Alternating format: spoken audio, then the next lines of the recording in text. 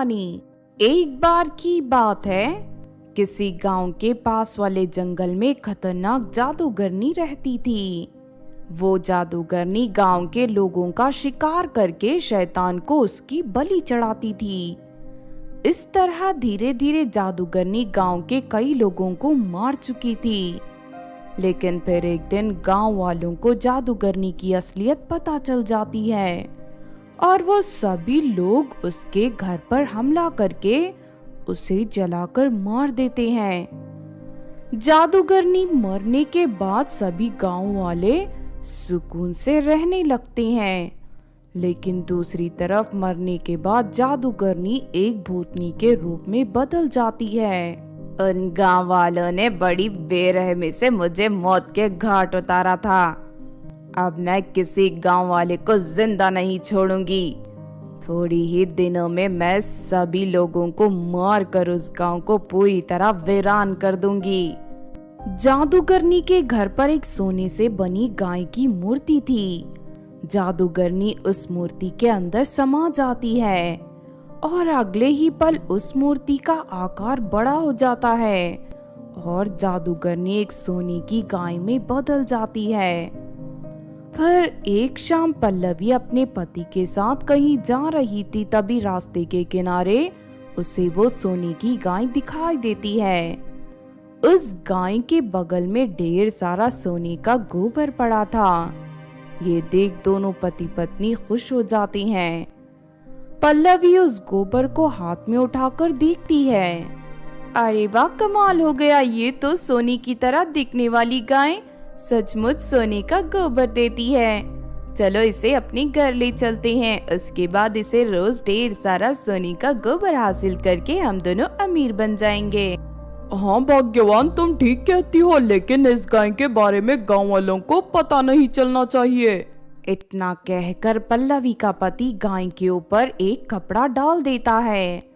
फिर वो दोनों पति पत्नी उस गाय को लेकर अपने घर चली जाती हैं। लेकिन आधी रात होते ही गाय उन दोनों के कमरे का दरवाजा तोड़कर अंदर दाखिल हो जाती है। गाय की आंखें पूरी तरह लाल थी और उसके नुकीले दांत चमक रहे थे। गाय का इतना डरावना रूप देख पल्लवी और उसका पति घबरा जाते हैं। अरे ये क्या हो गया, ये गाय अचानक इतनी खतरनाक कैसे बन गई? तो मेरे तो कुछ समझ में नहीं आ रहा। लगता है इस गाय को घर लाकर हमने बहुत बड़ी गलती कर दी। हमें अपनी मदद के लिए गांव वालों को यहाँ बुलाना चाहिए। इससे पहले कि वो दोनों गांव वालों को आवाज देते, गाय उन दोनों पर हमला कर देती है और देखते ही देखते अपने नुकीले दांतों से उन दोनों के शरीर को काट कर टुकड़े टुकड़े कर देती है।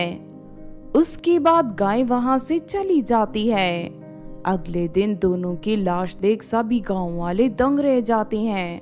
अरे भाइयों, इन दोनों को तो बड़ी बेरहमी से मारा गया है। लगता है हमारे गांव में कोई खतरनाक खून आ गया है। आज से हम सभी को बहुत संभल कर रहना होगा। लेकिन अगले दिन से वो गाय लोगों को अपने जाल में फंसाकर उन्हें मारना शुरू कर देती है।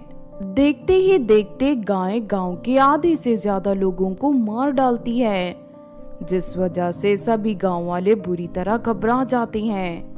अरे ये सब क्या हो रहा है? एक एक करके हमारे गांव के लोग बड़ी बेरहमी से मारे जा रहे हैं। मैं तो कहता हूँ हमें ये गांव छोड़कर चले जाना चाहिए। अब इस गांव में रहना खतरे से खाली नहीं। हाँ भाई साहब, आप ठीक कहते हो। जितना जल्दी हो सके हमें इस गांव को छोड़ना होगा। फिर अगले दिन सभी गांव वाले अपना सामान लेकर उस गांव को छोड़कर जाने लगते हैं, लेकिन रास्ते में उन्हें एक साधु महाराज मिलते हैं। अरे क्या हो गया? तुम सब लोग इस तरह गांव छोड़कर क्यों जा रहे हो? क्या बताएं साधु महाराज, पिछले कुछ दिनों से हमारे गांव के लोगों की हत्या हो रही है।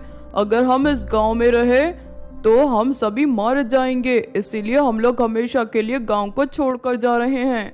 और मेरे रहते तुम लोगों को घबराने की जरूरत नहीं है, चलो मेरे साथ। उसके बाद साधु महाराज उन सभी लोगों को एक कुएं के पास ले जाते हैं। फिर साधु महाराज जोर जोर से मंत्र पढ़ने लगते हैं। अब थोड़ी ही देर में कातिल इस कुएं के अंदर गिरेगा। फिर अगले ही पल सुनहरी गाय हवा में उड़ती हुई इस कुएं के अंदर जा गिरती है। गाय को देख सभी लोग हैरान रह जाते हैं।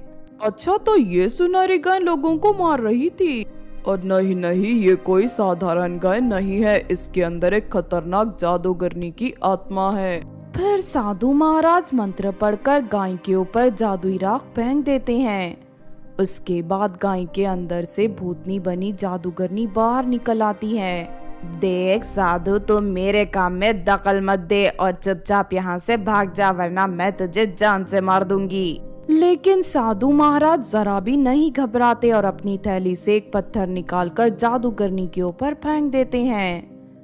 पत्थर लगने से भूतनी बनी जादूगरनी पूरी तरह पत्थर की मूर्ति में बदल जाती है। उसके बाद साधु महाराज एक बड़े हथौड़े से उस पर पत्थर की मूर्ति को तोड़कर चिकनाचूर कर देते हैं। इस तरह उस बुरी जादूगरनी का खात्मा करके साधु महाराज सब कुछ ठीक कर देते हैं। उस दिन के बाद से वो गांव वाले फिर से हंसी खुशी अपनी जिंदगी जीने लगते हैं। तो आपने देखा दोस्तों खूनी सुनहरी गाय की कहानी। इस कहानी से हमें ये सीख मिलती है कि बुरे लोग चाहे जितने भी ताकतवर हो, लेकिन अच्छाई के सामने कभी नहीं टिक पाते और एक ना एक दिन उन्हें उनके किए की सजा जरूर मिलती है। अगर ये कहानी आपको अच्छी लगी हो तो जरूर लाइक करें और हमारे चैनल को सब्सक्राइब भी कर लें। और हाँ दोस्तों, हमें कमेंट करके जरूर बताना कि आपको कहानी कैसी लगी।